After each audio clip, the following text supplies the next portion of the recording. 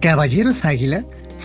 Esto está equivocado y te explicaremos por qué. Los mexica no tenían caballeros, pues para ser un caballero tenías que montar un caballo, y aquí ese animal aún no había llegado.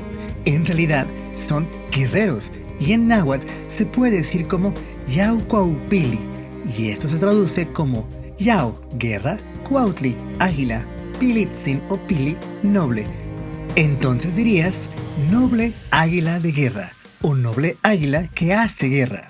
Y este título de nobleza no era como de jerarquía, sino de significado, ya que para ser un guerrero águila tenías que realmente ser digno de ella, consiguiendo prisioneros y haciendo actos de labor social y comunitaria, logrando así un absoluto respeto entre la sociedad. ¿Qué necesitaríamos hacer para que nuestros guerreros águila volvieran a nuestro país? ¿Es posible esto? Deja aquí abajo en los comentarios cómo sería un ideal guerrero águila en la época moderna.